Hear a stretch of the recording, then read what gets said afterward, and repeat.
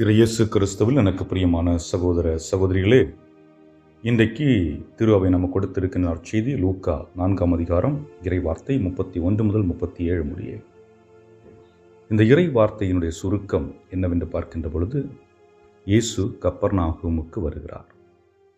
அவருடைய பணியின் முக்கிய நகர், அதுவும் குறிப்பாக ஓய்வு நாளன்று தொழுகை கூடத்திலே போதிக்கிறார். அவருடைய வார்த்தையிலிருந்து அதிகாரத்தை பார்த்த மக்கள் திகைத்து போகிறார்கள். இங்கே தீய ஆவியால் ஆட்பட்ட மனிதன் இயேசுவை நீர் கடவுளின் மகன் என சொல்ல, அவனிடம் இந்த தீய ஆவியை அதிகாரத்தோடு வெளியேற்றுகிறார். அந்த தீய ஆவியும் அவருக்கு கீழ்ப்படுகிறது. இந்த நற்செய்தியினுடைய விளக்க உரைக்கு நாம் செல்வோம். கப்பர்நாகூம் என்பது மீன் பெருமளவும் விற்பனை செய்யப்படுகின்ற ஒரு பகுதி, ஒரு பெருநகரம். இங்கே பல கலாச்சார மக்கள் கூடி வாழ்ந்து வந்தார்கள். குறிப்பாக விசுவாசம் கொண்ட யூதர்களும்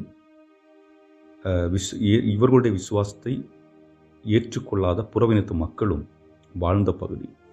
ஆனால் தொழிலுக்காக, பிசினஸுக்காக இவர்கள் ஒரு இடத்திலே கூடி வருவதை நாம் பார்க்கின்றோம். அப்படி பார்க்கின்ற பொழுது மக்கள் அதிகமாக வாழ்ந்த பகுதி, நெரிசல் மிகுந்த பகுதி. இப்படிப்பட்ட ஒரு இடத்தை இயேசு தேர்வு செய்கின்றார். அப்பொழுதுதான் தான் சொல்லுகின்ற வார்த்தை மற்றவர்களை சென்றடையும் என்பதற்காக அவர் தேர்ந்தெடுத்த ஒரு இடமாக நாம் பார்க்கின்றோம். அடுத்ததாக பார்க்கின்ற பொழுது, அன்றைய காலகட்டத்திலே பேய் ஓட்டும் மனிதர்கள் இன்று இருப்பது போல் பலரும் இருந்தார்கள். அதாவது பேய்களை ஓட்டுகிறேன் என்று சொல்லி ஏமாற்றுபவர்கள் என்று நினைத்தாலும் சரி, அல்லது மக்களுடைய பலவீனங்களோடு விளையாடுகிறவர்கள் என்று நினைத்தாலும் சரி, பயத்தில் இருக்கின்ற மக்களுக்கு இன்னும் மேலும் பயத்தை ஊட்டுகிறவர்கள் என்று நினைத்தாலும் சரி. ஆனால் பேய்கள் இருக்கிறது, அதை ஓட்டுகிறோம் என்று அன்றைக்கும் மனிதர்கள் இருந்தார்கள், இன்றைக்கும் மனிதர்கள் இருக்கிறார்கள். ஆக அப்படிப்பட்ட சூழலிலே அவர்கள் ஏதாவது ஒரு வழிபாட்டு முறை, அதுபோன்று அதற்கான மந்திரங்களை சொல்லி அந்த பேய்களை ஓட்டுவதற்கு அவர்கள் அதற்குரிய அமைப்பை உருவாக்குவார்கள். ஆனால் இங்கே இயேசு என்ன செய்கிறார்? ஒரே வார்த்தை, போ என்றதும் அது போகிறது. ஆக அப்படியாக எந்த ஒரு ரிச்சுவல்ஸ் வழிபாடுகளையும் அதற்கு மேற்கொள்ளாதனால் மக்கள் ஒரு பக்கத்திலே ஆச்சரியத்துடன் பார்க்கின்றார்கள், இன்னொரு பக்கம் பயத்திலே இயேசுவை பார்க்கின்றார்கள். காரணம், அவர் அதிகாரத்தோடு போதித்தார். அவரிடம் அனைத்திற்குமான அதிகாரம் இருந்தது. அதே போன்று ஆகவே நாமும் இறை வார்த்தையை வாசிக்கின்ற பொழுது ஒன்றை புரிந்து கொள்ள வேண்டும்.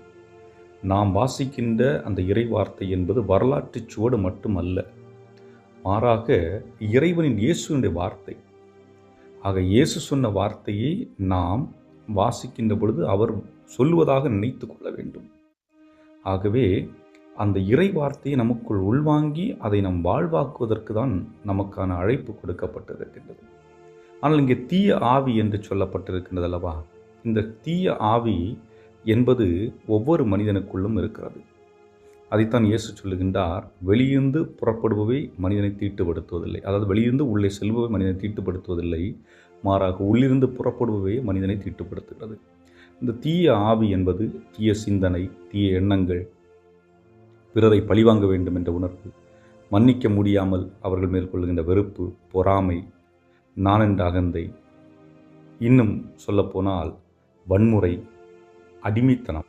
அதாவது அடிமைத்தனம் என்பது மதுவுக்கு அடிமையாக இருப்பது, ஸ்மோக்கிங் அடிமையாக இருப்பது, அல்லது கெட்ட பழக்க வழக்கங்களுக்கு அடிமையாக இருப்பது, போதைப் பொருட்களுக்கு அடிமையாக இருப்பது, அல்லது மற்றவர்களை துன்புறுத்தி மகிழ்ச்சி அடைவதில் அடிமைத்தனம் உள்ளவர்களாக இருப்பது, இதுபோன்று பல அநியாயங்கள் செய்யக்கூடிய மனிதர்களாக வாழுகின்ற பொழுது நாமும் தீய ஆவியினுடைய, தீய எண்ணங்களுடைய, அந்த தீய சக்தியினுடைய ஆற்றல்களுக்கு உட்பட்டு கொண்டிருக்கின்றோம். அப்படி என்றால் இந்த தீய ஆவி என்பது வெளியிருந்து வந்து என்னை அசிங்கப்படுத்துவதல்ல, மாறாக எனக்குள்ந்து புறப்படுபவை.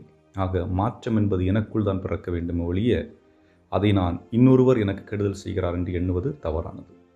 ஆகவே அன்புக்குரியவர்களே, இந்த நாள் ஆண்டவரிடத்தில் ஒப்புக் கொடுப்போம்.